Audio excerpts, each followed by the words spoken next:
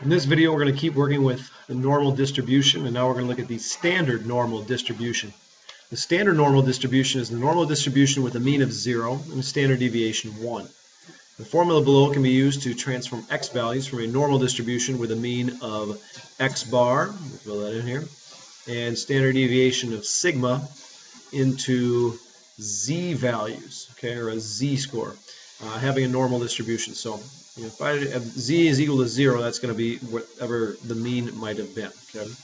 So z is equal to x, a given value, minus x bar, so the distance away from the mean it is, divided by sigma, the standard deviation of that set of data. Like I said, the z value for a particular x value is called the z-score for that x value, and is the number of standard deviations the x value lies above or below the mean, which is still going to be at x bar. So z-score. So here's how this works. Let's say I was looking at, for whatever reason, I had a z-score of maybe 1.2. The z-score of 1.2 would mean that I was looking at a piece of data that was right about here in my standard normal distribution. Now, what would happen is in this standard normal table, what we're able to do is we're able to look up what is the percentage of the data values that would be below that particular point, okay?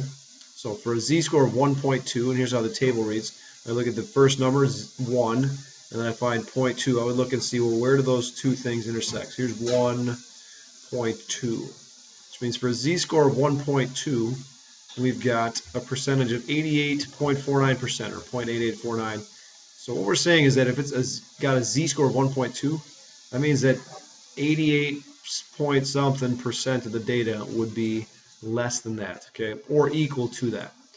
Now you can maybe relate this to when you took some standardized tests in grade school and you were told that you scored in maybe the 75th percentile. And what that meant was that you scored at or above 75% of the other people who took that test. If you were in the 20th percentile, that means that there were you were right at a number that was at or above 20% of the people who took it. Okay, so that's related to a z-score. We're going to say, what percentage lies below that particular value. Okay. Now, one thing to note about the table is if we've got 0 and negative 0, the positive 0 for 0.2, 0.4, negative 0 representing the numbers negative 0.2, negative 0.3, etc. Different percentages because it's going to be on the other side of the mean as opposed to positive 0 point something. Now we'll use this for a problem here.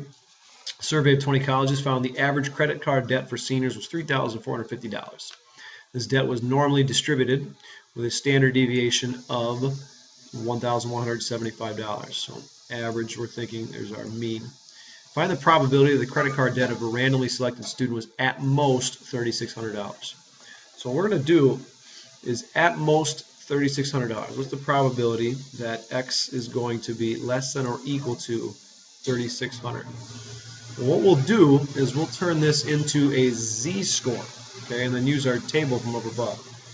So to find my z-score, I take the given x value, 3,600, minus the mean, which is 3,450. So I'm figuring out how far away from the mean is that, and then I divide that by the standard deviation to figure out how many standard deviations away am I. Standard deviation being 1,175. So I subtract these, I divide by 1,175, and I get a number that is about 0.128. Okay. Now I translate that looking at my standard normal table from the previous page.